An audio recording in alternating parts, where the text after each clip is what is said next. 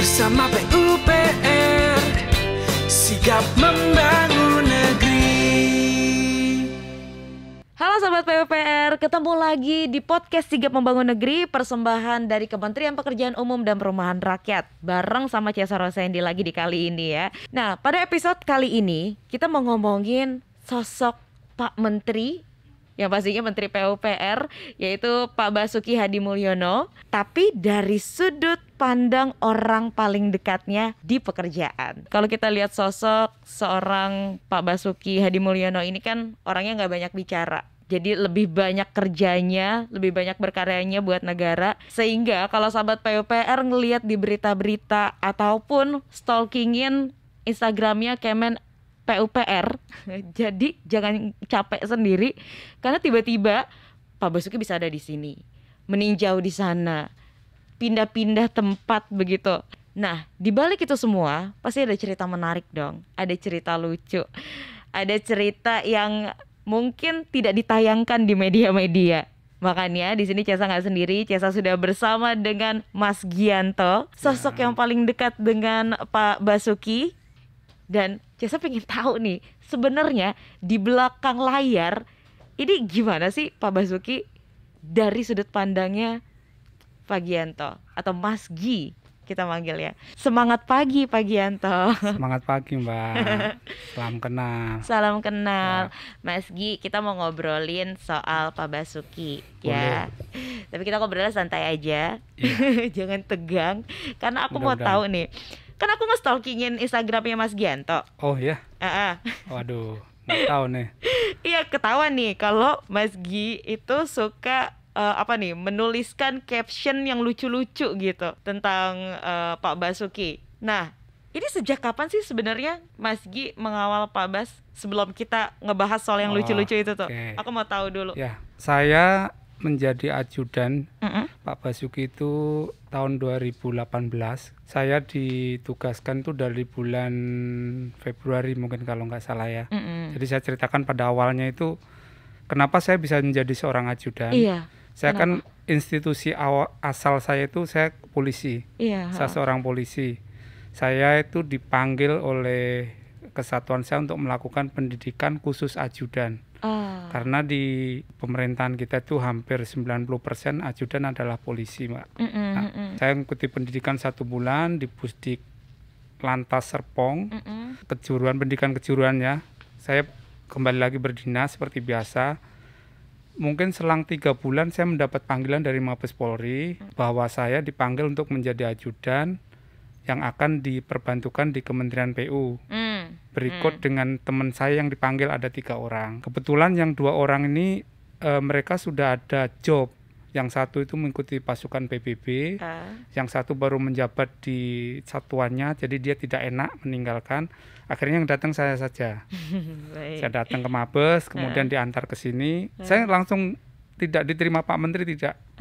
Jadi seleksi waktu itu diserahkan kepada Pak Irjen. Saya ada Pak Irjen, karena orang baru mungkin ya beliau agak nerimanya, agak pengen tahu saya itu seperti apa. Akhirnya saya kemukakan, saya ditantang. Kamu pengen jadi ajudan, emang kamu bisa apa?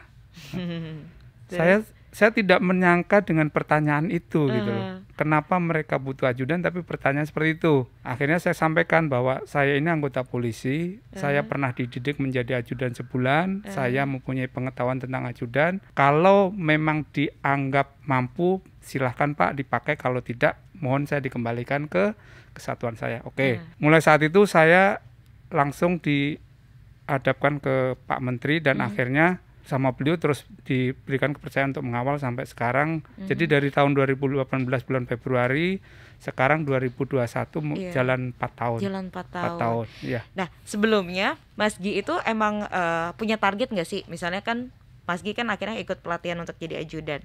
Ketika jadi ajudan itu memang pilihan hati atau memang ditugaskan begitu? Sebenarnya ada cerita unik ya di sini. Kalau seorang polisi kan sudah seorang perwira itu harus mengikuti beberapa pendidikan.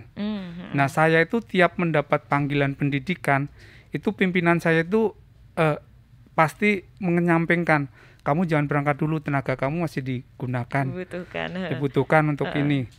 beberapa kali saya sampai malu dengan sesama rekan yang satu angkatan itu kayaknya tinggal beberapa orang termasuk saya yang belum berangkat. Akhirnya waktu itu ada penawaran ajudan, kebetulan deket hanya di Serpong, jadi Sabtu Minggu bisa pulang. Pikiran saya gitu, dengan segala upaya saya harus ikut. Sebenarnya target saya cuma pengen ngisi kalau di kita itu ada daftar riwayat hidup, biar saya itu nggak blank pendidikan saya itu. Sebenarnya targetnya hanya itu. Ya. Ternyata dalam perjalanannya itu saya baru tahu kalau Dikjur ini, pendidikan kejuruan ini, ya mau nggak mau kalau dipanggil harus siap. Nah di situ saya baru tahu setelah saya lulus itu. Kalau dibilang target sih sebenarnya nggak ada target. Nah Mas Gi kira-kira punya pikiran nggak? Aduh, aku mau jadi ajudannya siapa ya? Ada pikiran-pikiran begitu nggak, Mas Gi? Waktu itu keinginan tuh nggak ada ya. Jadi nggak kepikir bahwa pengen siapa nggak. Cuman pas kebetulan dipanggil Kementerian PU, saya tanya memang ke bagian Mabes Polri yang memanggil saya itu, Bu, kenapa saya yang dipanggil? Kebetulan ibu-ibu, dia bilang, iya Mas, yang mau diperbantukan di Kementerian PU. Beliau itu berusaha nyari yang ada karakter Jawanya. Kebetulan Mas Gianto yang ada. Saya bilang kok gitu ya gitu. Terus saya mulai kepo, ya? mulai mencari-cari Pak Basuki itu seperti apa gitu. Dan dari situ saya baru mengenal sedikit ya. Oh ternyata. Keponya lewat apa Mas? Kalau saya kan biasa membuka, ya kalau kita kan sekarang Google ya, iya, kita Google. cari Pak Basuki seperti apa. Ternyata kerjanya begitu. Terus nanya-nanya orang begini-begini. Oke ya Bismillah saja, kita jalan saja gitu. Nah tadi Mas Gi sempat cerita tuh ditemuin langsung sama Pak Bas ya. Betul. Itu pas pertama kali first impression ketemu sama Pak Bas tuh gimana? Beliau itu pas ketemu saya dingin ya. Kesan pertanyaan dingin. Cuman nyapa, oh kamu, udah segitu aja. Yeah. Beliau terus naik mobil, saya ngikuti, udah. Jadi nggak ada ditanya apapun, nggak cuman, oh kamu, udah segitu aja. Terus dalam hati saya, waduh, sebenarnya kita bicara ajudan itu kan kita tuh ditugaskan ke instansi, goal kita akan merasa berhasil itu kalau user yang menggunakan kita itu merasa nyaman. Kalau beliau tidak nyaman berarti tugas kita akan nggak berhasil. Dengan goal yang saya pikirkan seperti itu, dengan pelatihan yang mengajarkan seperti itu, saya sempat berpikir apakah bisa ya saya membuat Bapak ini nyaman. Kan beliaunya itu terkesannya waktu saya ketemu pertama itu dingin dan nggak banyak bicara, udah gitu aja gitu. Itu memang agak menakutkan waktu pertama kali ketemu. Gitu, terus Mbak. Dinas pertama kalinya kemana waktu itu? Biasanya kalau ajudan yang lain yang saya tanya-tanya itu biasanya kan, dan waktu pelatihan pun disampaikan bahwa kamu nanti selama sekian bulan atau berapa minggu kamu akan didampingi dengan ajudan lama atau mungkin dengan kepala kantor itu gitu. Nah, saya itu lain. Kenapa dilepas? Saya dinas pertama langsung suruh berangkat ke Semarang. Hanya didampingi satu hari, bukan satu hari malah, satu siang dengan pimpinan di PU. Setelah itu saya dilepas saja gitu. Ya akhirnya ya kita belajar terus, berusaha menggali karakter Bapak seperti apa, kebiasaan beliau seperti apa, kemauannya seperti apa, yang diinginkan beliau seperti apa. Kita mulai belajar ya akhirnya beliau memakai saya sampai sekarang. Saya lihat nih ya, nih Mas Gi, dari Instagramnya Mas Gi tuh kayaknya Mas Gi tuh kayak nggak ada batasan gitu dengan Bapak. Maksudnya mungkin terlalu nyaman mungkin ya Bapak, Pak Bas sama Mas Gi, jadi sehingga Mas Gi-nya tuh kayak ya udah dekat, makein apanya nih pinnya Pak Bas kayak begitu gitu. Nah kalau sudah di tahap itu kan berarti Mas Gi tuh sempat ada perjalanan gimana cara taktik menaklukkan Pak Basuki supaya Pak Basuki ini nyaman sama saya. Itu gimana tuh Pak? Kalau menaklukkan enggak ya, kita cuma berusaha melayani yang terbaik. Apa yang beliau inginkan itu meskipun tidak terucap kita harus tahu kebiasaan beliau. Kalau dibilang dekat sekali, dekat seperti apa, ya saya nggak tahu ya. Cuman saya dengan Pak Basuki kalau batasnya tetap harus ada lah. Kita sadar diri kita siapa. Tetapi kalau yang diinginkan Bapak itu kita nggak harus ada batas. Misal Bapak biasa ini kita harus duluan tahu. Bapak pengen seperti ini kita harus duluan bisa menyiapkan itu gitu. Jadi lebih ke situ kedekatan kita sehingga apa mungkin rasa Pak Basuki merasa terbantu atau bagaimana enggak. Yang jelas kalau deket banget yang sampai ini ya enggak juga, kita harus tahu batas. Tapi kalau ngobrol apa itu ya ngalir saja beliau. Kalau antara Pak Basuki sama Mas Gi lagi berdua doang. Pak Basuki itu sosok yang seperti apa? Beliau itu humornya tinggi. Yeah. Yang diobrolin nggak melulu pekerjaan. Kadang-kadang apa yang lewat gitu dibahas, bukan bahas ya, lebih beliau melontarkan ini pendapatnya seperti apa gitu. Pak Basuki itu sosok yang tipenya seperti apa? Beliau itu pekerja keras, sangat pekerja keras. Bahkan waktunya itu, saya itu kan udah dinas sekian lama, tapi ngelihat seseorang yang bekerja mencurahkan hidupnya bukan untuk keluarga ya, ini untuk orang lain tuh ya Pak Basuki. Beliau itu di rumah hanya kalau zaman sebelum COVID itu bisa keluar tuh dalam 1 minggu, bisa seminggu kan 7 hari itu, bisa 4 hari di luar. Terus kalau di kantor itu beliau jam 8 udah berangkat, nanti pulang-pulang jam 7, jam 8. Coba bayangkan beliau dengan keluarga berapa jam. Beliau bekerja keras. Kalau menuntut sempurna memang orang pengennya sempurna, tapi kan nggak mungkin ada. Cuman yang saya lihat beliau memang kerja keras, sangat keras, sangat keras. Dan itu saya pun yang ngikutin kadang-kadang merasa, waduh capek banget gitu. Ini yang pengen saya tanyain Pak. Itu, tapi dengan melihat beliau yang sudah umur begitu saja bisa seperti itu, masa saya nyerah? Itu yang harus saya pegang, harus saya jadikan pemicu saya, jangan merasa nggak mampu lah. Gitu. Dengan frekuensi Pak Basuki yang tinggi banget seperti tadi Mas Gi kasih tahu gitu, rahasianya apa sih kok nggak capek gitu ya? Beliau yang saya tahu sih kalau ada waktu istirahat memang manfaatkan dengan baik. Terus beliau kadang olahraga, renang. Oh masih olahraga begitu ya? Masih disempatkan olahraga? Iya, renang beliau.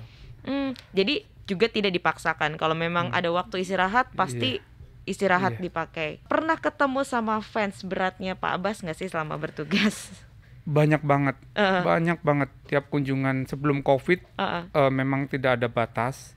Sebenarnya kita sendiri yang takut gitu. Takut ya kalau memang fans bener atau enggak gitu. Cuman tiap daerah yang dikunjungin pasti ada penggemar beliau, ada yang orang yang sangat mengagumi beliau, dari kalangan yang paling bawah, dari kalangan atas ada. Terakhir itu baru kemarin awal puasa saya itu menerima kado. Isinya itu foto Pak Basuki, berikut ada oleh-oleh kalau nggak salah kain sarung dari salah satu karyawan yang mungkin orang jauh sebenarnya dari KPU-an jauh. Dia hanya karyawan pabrik. Sampai menitipkan itu untuk diserahkan Pak Basuki. Pak Basuki pun yang terima, ada motif lain nggak Mas gitu. Saya sampaikan bahwa ini disampaikan memang benar dari penggemar Bapak, tidak mengharapkan apa-apa Pak, hanya pengen fotonya diterima. Kalau Bapak berkenan, beliau minta tanda tangan gitu. Oke, beliau dengan senang memberikan tanda tangan balik.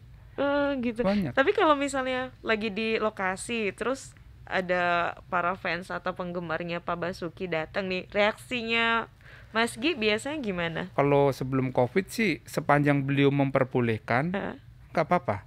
Oh gitu. Sangat tidak membawa barang-barang yang berbahaya, tidak membawa senjata tajam atau apa, Bapak oke aja. Dan yang penting kita bisa mengarahkan orang itu tidak membahayakan posisi Bapak. Nah, biasanya kalau mau ngasih sesuatu untuk Pak Bas juga, Mas Gianto pasti itu dulu ya, dicek dulu gitu ya? Kalau dulu kan screeningnya hanya dilihat aja membahayakan atau enggak. Kalau sekarang kan ada COVID, ada tambahan itu barang-barang harus disinfektan dulu, masuk ke box sterilizer dulu segala macam. Ada itu. Dan yang beri juga harus jelas motivasinya apa. Kalau kan ada aturan ya, kalau di atas sekian gratifikasi memang nggak boleh. Kalau itu hanya ini nggak masalah. Kalau cuma foto aja saya rasa nggak apa-apa. Berarti sebenarnya Pak Basuki itu terbuka ya kalau dengan fans ya. Tadi kita pakai bahasa ngefans sama Bapak, mungkin merasakan dampak langsung dari program-program yang Pak Basuki sudah lakukan gitu kan. Jadi segitu ingin berterima kasihnya, akhirnya memberikan banyak hadiah gitu. Itu terima ya Bapak, maksudnya terbuka gitu dengan itu. Sampai sekarang kalau kita misalnya perjalanan dari sini Jogja Solo, tiap rest area kan kita bukan tiap rest area, kalau kita perlu ke rest area pasti ada yang kenal beliau dan mengucapkan terima kasih. Pak Bas terima kasih, saya udah dibangunkan tol, saya sekarang yang pulang biaya sekian jadi sekian gitu loh. Hemat waktu sekian tuh pasti ada aja. Kalau gitu kan aku juga sempat stalkingin Instagramnya Mas Gianto nih. Di situ kan banyak foto-foto Mas Gi lagi ngawal Pak Bas. Yang menarik ini adalah caption fotonya. Jadi nggak memperlihatkan capeknya Mas Gi, tapi justru malah kesannya happy. Udah gitu akrab banget kayaknya sama Pak Bas ini nih. Segala Pak Bas dibilang apa yang ada captionnya tuh. Oh iya. Yang tahu nggak ini lulusan. Iya, itu saya tulis ketika orang waktu itu situasinya memang dalam tanda kutip pada bukan perselisihan ya, ada dua pendapat yang mengatakan ini sungai begini gitu loh. Saya lihat Bapak ini orangnya diem, tidak mempertahankan argumentasinya. Bahkan oke, ayo kalau ada pendapatmu lebih baik, mari dibawa ke sini kita kerjakan bareng-bareng gitu. Di tengah persimpangan pendapat tuh Bapak seperti itu. Saya tuh sampai bilang, biarpun topinya yang dipakai itu juga nggak mau ganti, itu dokter. Itu kekesalan saya dengan waktu itu ada silang pendapat yang terus-menerus. Padahal Bapak itu kalau kamu ada masukan, kamu ada yang lebih baik, sok mangga bareng-bareng kita kerjakan gitu. Bapak tidak mempertahankan argumen. Mas Gi, itu tadi ngomongin soal topi yang nggak diganti-ganti. Oh iya. itu ada ceritanya nggak tuh Mas Gi? Saya itu ya menjadi ajudan Pak Bas itu capek menjawab komplain dari beberapa orang mengenai topi. Saya itu dipanggil. Mereka kan tahu saya polisi. Yang manggil tuh biasanya pejabat yang pangkatnya sudah tinggi. Saya dipanggil khusus.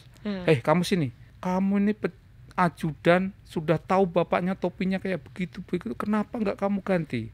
Kamu kan harus tanggap kalau topinya diganti. Pak, mohon maaf. Ini yang menegur bapak. Yang menegur presiden aja beliau nggak mau ganti loh Pak. Saya bilang. Oh iya itu memang Bapak itu kalau sudah maunya itu ya sudah Pak. Beliau nyaman dengan itu ya sudah monggo gitu. Topi itu mungkin ya kalau menurut saya ya nggak ngerti juga ya. Cuman Bapak kalau udah pakai topi itu kayaknya udah aja gitu. Tapi itu selalu ditempatkan di satu tempat yang memang di situ-situ aja. Atau ya, pernah hilang nggak topi itu? Topi itu ada beberapa kali. Kita pernah satu momen kehilangan topi. Itu takutnya kita udah melebihi takut seperti apalah. Karena itu benda nggak tahu keselip di mana saya juga nggak tahu. Topi kan biasanya ada di mobil. Suatu saat itu tidak ada di mobil. Itu di mana nggak tahu. Akhirnya topi itu bukan ketemu atau nggak gimana. Ternyata ibu itu masih menyimpan satu. Akhirnya dikeluarin lagi. Oh, satu yang sama. Yang sama. Ada beberapa sebenarnya. Ada beberapa, cuman di mobil itu pasti ada satu topi. Yang jenis itu yang biasa dipakai beliau ada satu. Nomor satu yang harus saya lihat itu keberadaan topi. Kalau keberadaan topi aman di mobil itu separuh tugas saya aman. Kalau mau keluar kota terutama. Oh begitu ya. Jadi pasti Pak Bas itu selalu pakai topi itu. Topi itu, dan beberapa kali kita siapkan belum berkenan, beliau maunya topi itu. Dan bukan beberapa kali, setiap keluar daerah pun saya selalu mendapat teguran ya. Saya berusaha menjelaskan kalau beliau memang maunya yang itu. Memang sedekil itu Pak maksudnya? Apa kotor? Bukan dekil, itu kita cuci. Memang saking lamanya dan itu menunjukkan sebenarnya ada filosofinya juga loh menurut saya ya. Beliau kan orang lapangan. Beliau sendiri bilang kalau presiden seminggu ke lapangan 1 kali, menteri harus 2 kali, dirjen harus 4 kali gitu. Memang saking lamanya di lapangan, kena sinar matahari, kena debu, kena segala macam, seringnya dipakai. Ya akhirnya seperti itu. Itu usang karena pemakaian yang mungkin melebihi kekuatan dari topi itu sendiri. Oh begitu. Iya. Dan Pak Presiden juga sempat menegur gitu. Yang saya dengar, melalui menteri siapa menyampaikan tuh Pak Bas kok topinya begitu terus. Yang saya dengar seperti itu. Kalau saya ditegur level Pangdam, level Kapolda itu udah biasa yang negur saya. Tapi masalah ditegurnya tuh bukan masalah apa-apa, tapi masalah topi begitu ya. Ini lucu banget sih Pak, menarik gitu maksud saya. Nah terus ada hal-hal lagi nggak Mas Gi yang lucu atau yang menarik lagi selain topi nih? Beliau kalau ngobrol ketemu teman pasti yang diobrolin bukan melulu pekerjaan yang ini ya. Beliau tuh humoris. Oh iya? Humoris, apalagi kalau ketemu wartawan tuh ada aja jok-jok beliau untuk lucu tuh udah ini. Bahkan di salah satu tayangan TV pun beliau kan bukan dijuluki ya, ada acara yang buat beliau itu memang terkenal humoris. Beliau memang begitu. Pernah saya itu dinas suatu saat di dalam tanda kutip mau dikerjain beliau juga, saya diajak pergi kebetulan luar negeri ya. Luar negeri kan saya bahasa Inggris saya kan belepotan. Di sana memang agak lama. Biasanya Bapak itu makan di restoran yang atas, restoran internasional. Padahal negara itu Jepang ya, itu kan disiplin, tidak boleh ngetek meja, itu tidak boleh. Harus berdasarkan kedatangan. Saya sudah capek-capek dengan protokol kedutaan, berusaha menyiapkan meja untuk Bapak, berdebat segala macam. Meja udah siap. Saya tunggu lama kok nggak naik-naik. Akhirnya setelah 1 jam lewat, saya berusaha nyari informasi ke bawah. Bapak ini di mana sih? Saya ke lantai lobi. Bapak sama Ibu ngetawain saya.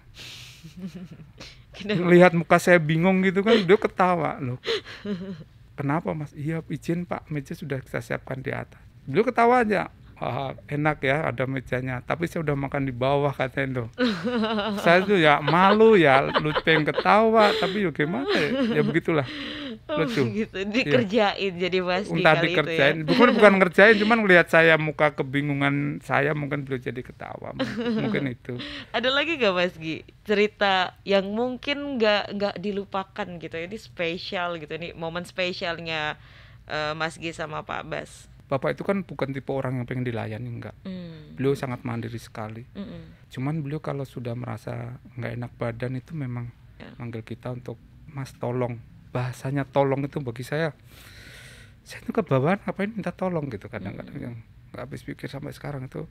Mas tolong ini, itu kayaknya Bapak nggak usah minta tolong, suruh aja Mas ini bawa ini, cukup bagi saya. Tapi dengan kata-kata itu bagi saya itu masih kok ada ya pimpinan seperti ini gitu. Menarik, berarti kan Pak Bas ini tipe pemimpin yang dia tetap memperlakukan bawahannya dengan baik. Oh iya, gitu kan. Iya. Bahkan ada suatu momen selesai beliau dilantik periode kedua, beliau mulai aktivitas kembali. Kebetulan kita dulu sebelum Covid kan masih satu mobil, saya ngobrol. Beliau bilang, saya itu dosa besar ya Mas. Loh kenapa Pak? Iya, saya selama 5 tahun tuh hanya ngurusin masyarakat, ngurusin infrastruktur, ngurusin rakyat. Orang yang di sekitar saya itu tidak ada yang saya urusin Mas. Mereka punya kendaraan atau belum apa. Langsung beliau memerintahkan, Mas tolong didata. Sopir yang di rumah, tukang kebun, siapa yang belum punya kendaraan, tolong sampaikan ke saya. Nah, Bapak itu seperti itu. Mungkin 5 tahun terlena dengan kerja, akhirnya Bapak menyampaikan seperti itu. Itu bagi saya ada pimpinan yang masih memikirkan anak buahnya, dia ke kantor naik apa. Bagi saya luar biasa beliau itu. Luar biasa sekali. Mas Gi ada hari liburnya?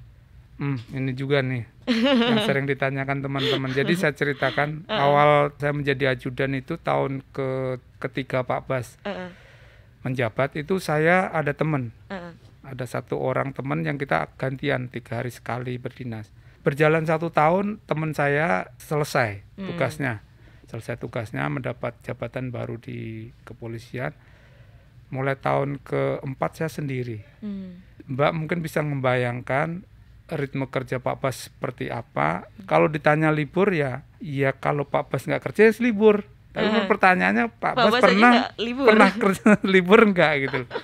Nah, Covid pertama-tama itu Sabtu Minggu saya libur. Karena Bapak di rumah, kan kita nggak boleh kemana-mana, kita libur.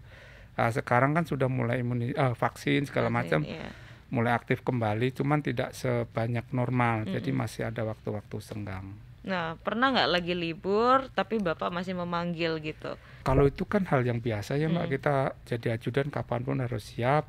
Yang harusnya mungkin nggak ada jadwal, ternyata ada jadwal dipanggil pun ya oke aja lah, jalan aja ya. Jalan aja ya. Nah, selama Pak Bas kerja, kita ngomongin yang kira-kira Pak Bas ketika tidak bekerja tuh kayaknya suka main band ya. Betul.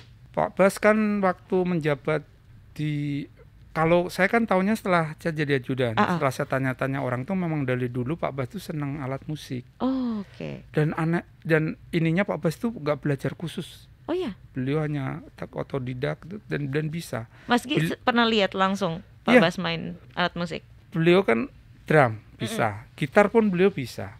Gitar beliau bisa. Kalau di rumah beliau kadang-kadang kalau ada waktu suka megang gitar, dipetik-petik itu kadang-kadang masih. Kalau Oh, drum iya. memang di rumah kan nggak ada. Heeh. Adanya di kantor kalau memang ada acara hiburan atau acara di luar dari dinas, beliau masih suka. Dan di kabinet pertama beliau kan tergabung di band LEU, bandnya menteri itu. Mm-mm. Beliau kan seorang drummer. Nah, Mas Gi sendiri pernah diajak ngeband nggak atau? Beliau tahu saya nggak bisa. Oh, Tapi gitu. pernah saya dikerjai beliau, Heeh. dipanggil suruh nyanyi. Untung saya bisa melarikan diri karena saya nggak bisa nyanyi. Pernah. Saya Pernah pikir tadi dikerjain. Mas Gi mau bilang untung saya bisa nyanyi, ternyata untung saya Saya nggak bisa melarikan nyanyi, saya diri. melarikan diri. Terus Udah, saya kalau urusan gitu jangan dekat-dekat, nanti dikerjai beliau. berarti itu dengan kata lain Pak Bas tuh di lain waktu yang kosong gitu, Pak Bas masih suka memainkan alat musik gitu ya? Ya ya? masih kadang masih suka main. Kadang dari Pak Menteri Perhubungan kan beliau juga bisa gitar. Kadang-kadang ngajak kalau libur gitu, Oh, iya? ngajak barengan, jamming bareng gitu. Waduh, jamming bareng, Iya. seru banget Iya. kayaknya. Sekarang coba kita tes kedekatannya Mas Gi dengan Pak Bas. Tahu nggak kira-kira Pak Bas tuh paling suka bawain lagu apa kalau misalnya main band atau lagi ngejamming? Atau siapa musisi favorit? Beliau itu satu lagu yang dimainkan menjadi closing tiap beliau tampil itu Bento dari Iwan Fals. Beliau Oh. suka sekali memainkan lagu-lagu rock and roll ya. Aha. Pokoknya yang irama rock and roll siapapun beliau oke. Tapi nggak melulu itu. Beliau pun musik Jawa oke, musik pop pun oke. Mhm. Beliau segalanya bisa. Jos beliau mah kalau untuk urusan musik. Nah, itu kan hobinya Pak Betul. Bas kan musik. Berarti ada hobi lain nggak selain musik? Beliau tuh seneng, yang saya tahu ya, entah itu hobi atau enggak, beliau tuh seneng beli tanaman, Mm-mm. ditanam. Kalau enggak, beliau itu suka ngelihat di media gitu ada yang jual tanaman, pasti saya suruh beli. Oh, dari sebelum pandemi juga udah suka tanaman? Udah. Begitu. Kadang-kadang belum lewat mana, Mas Ah. pohon itu apa ya? Tolong cari namanya apa. Ah. Pasti belum gitu. Suka ikan, pokoknya yang hobi-hobi begitu beliau. Selain itu beliau juga hobi motor. Ah. Motor beliau hobi mesin-mesin gitu. Cuman kan waktunya belum mungkin Iya, ada. nggak ada. Ya. Oh begitu. Itu yang tadi saya pengen tanya. Beliau banyak hobinya, tapi kira-kira punya waktu nggak gitu? Iya, paling begitu aja. Kalau tanaman, Mas itu tanaman apa, cari ya, namanya apa. Dan kalau ada beli, oh siap gitu. Berarti di rumahnya rimbun ya? Ya, beliau suka sekali. Kalau beliau bilang infrastruktur kan harus seni. Iya. Kalau infrastruktur kan cuma beton saja gitu. Belum nggak mau seperti itu. Harus ada landscape yang indah untuk mengimbangi itu. Bahkan kalau di hotel mana kebetulan bagus gitu, beliau pasti manggil saya, Mas foto itu. Tamannya bagus. Misalnya kita lagi jalan kemana, Mas pagernya itu bagus nih, coba foto. Pasti gitu beliau. Begitu. Sekarang kita juga pasti mau tahu nih, Pak Bas itu kalau lagi marah tuh seperti apa sih? Terus apa yang beliau lakukan kalau melihat sesuatu yang nggak beres atau sesuatu yang mungkin mengusik emosi dan nasionalismenya beliau? Kalau beliau marah, saya dimarahi beliau yang marah sekali itu satu kali. Yang saya ingat ya, waktu awal saya jadi ajudan kan kita masih meraba-raba seperti apa sistemnya apa. Itu gara-gara tamu yang saya nggak tahu, ternyata tamu itu udah ada di dalam, belum janji. Padahal Bapak ada kegiatan yang harus dilakukan gitu kan. Satu sisi beliau mau tidak menerima itu mungkin tidak enak. Dari situlah beliau marah. Marahnya beliau paling bentak. Kamu itu udah gitu cukup. Oh ya. Kamu itu udah. Habis itu selesai. Saya menerima dong. Itu kesalahan, sebagai sebuah kesalahan, konsekuensi harus diterima untuk nanti biar lebih baik. Beliau marah sampai itu enggak, paling beliau diam. Diam saja. Marahnya dia Diem. begitu ya Pak Iya. Bas. Enggak, bukan berarti diem, enggak menampaikan Iya. dulu yang harus Iya. bagaimana mungkin ya, daripada yang keluar yang enggak mungkin Iya. beliau lebih baik Kan ada beberapa orang misalnya nggak suka kayak benda binatang, misalnya maaf kecoa gitu kan. Ada nggak hal-hal yang unik kayak gitu dari Pak Bas? Enggak ada sih. Beliau tuh enggak ada yang itu, enggak ada. Cuman beliau satu, enggak suka kotor. Nah, nggak suka kotor. Enggak suka kotor. Dimanapun lah. Kalau ketemu kotor, beliau paling nggak suka. Pasti ditanyain siapa yang ngelola, siapa yang di rumah pun begitu. seperti itu. Kalau lagi sidak pasti belum lihat puntung rokok, itu marahnya sekali. Beliau nggak suka kotor. Sekarang apa sih yang diperoleh Mas Gianto dari mengawal Pak Bas selama itu? Sisi positif apa gitu Oh, yang Mas Gianto bisa petik? saya kan jadi ajudan nih, saya anggap saya itu belajar kuliah ya. Mungkin udah 4 tahun sudah 21 ya. Yang saya petik ini kepemimpinan beliau. Nah, Ilmu kepemimpinan beliau itu sangat luar biasa. beliau itu sebagai seorang pemimpin ya di atas di bawah semua beliau kerjakan. Beliau selalu detail mengawasi suatu masalah itu sampai selesai. Terus beliau tidak segan-segan memberikan teguran. Kadang-kadang jadi pemimpin tuh untuk menegur tuh ada rasa gimana. Kalau beliau kalau salah tegur saja. Bagi saya itu pembelajaran seperti itu sangat bagus dan harus dimiliki seorang pemimpin. Jadi saya menjadi ajudan 4 tahun tuh saya ingin belajar seperti itu. Belajar dari ilmu kepemimpinan beliau, ilmu beliau memecahkan suatu masalah. Itu yang saya serap dari beliau. Apa yang paling menempel di kepala Mas Gi nih mengenai kepemimpinannya Pak Basuki? Dalam cara menyelesaikan sebuah masalah beliau kadang-kadang off the book ya. Keluar dari kotak yang jalur yang biasanya. Biasanya kan orang menyelesaikan masalah kalau sudah ada relnya harus lewat rel ini nih. Dari titik A ke B ke C ke D. Bagi beliau seperti itu membutuhkan waktu lama. Beliau akan selalu potong. Kalau dari A bisa langsung ke D, kenapa harus lewat B, C gitu. Itu satu ilmu yang luar biasa kalau menurut saya, yang praktis tapi gitu tidak menyalahi aturan. Hebatnya beliau itu praktis tapi sebisa mungkin dan memang tidak menyalahi peraturan. Berarti kreatif sekali ya harus, Pak Bas itu ya. Iya, makanya beliau kan cepat sekali kelihatan. Jadi kalau saya lihat memang beliau seperti itu. Setelah jalan bersama dengan Menteri PUPR keliling Nusantara nih ya, melihat fisik pembangunan negeri kita, apa nih yang mau Mas Gi ungkapkan untuk yang mendengarkan podcast kita di yang sekarang ini, episode kali ini? Saya kan dulu taunya itu Indonesia itu cuma dari peta. Setelah menjadi ajudan itu hampir seluruh Indonesia kita sudah pergi. Ternyata Indonesia itu sangat luas, sangat kaya. Ada yang sudah maju, ada yang belum. Pemerintah PU khususnya sudah membangun negeri ini dengan berbagai infrastruktur. Kalau yang sudah dibangun tolong dirawat, ikut dimanfaatkan dengan baik. Saya rasa Kementerian PU akan berusaha untuk memajukan Indonesia ini untuk menjadi lebih baik. Poinnya adalah apa yang sudah dibangun dirawat ya, karena membangun sesuatu tuh enggak gampang. Dimanfaatkan, ya, harus dimanfaatkan, dirawat, harus merasa memiliki. Benar. Seperti Mas Gi sudah melihat handphone nih, sudah dipanggil. Soalnya saya harus menjemput beliau. Kebetulan nih ada waktu kosong, beliau lagi di Jawa Timur dengan Presiden. Saya ada waktu kosong jadi bisa datang ke sini. Berarti masih tugas lagi habis ini langsung tugas sampai nanti malam. Baik, sehat-sehat terus ya Mas Gi. Amin. Salam untuk Pak Basuki. Amin. Terima kasih, sahabat bertugas kembali. Makasih. Para sahabat PUPR yang mau lebih tahu lagi tentang Kementerian PUPR, terus tentang apa saja yang sudah dikerjakan dan apa saja yang sudah dibangun perkembangannya, silakan dicek langsung di sosial media kita di Instagram @kemenpupr, Twitter kita ada @kemenpu, YouTube kita ada kemenpupr, Facebooknya juga ada Kementerian Pekerjaan Umum dan Perumahan Rakyat RI, juga di websitenya www.pu.go.id, serta di channel TikTok kita @kemenpupr. Cempaka Rosedi pamit dulu, bye-bye, sampai ketemu di episode berikutnya ya.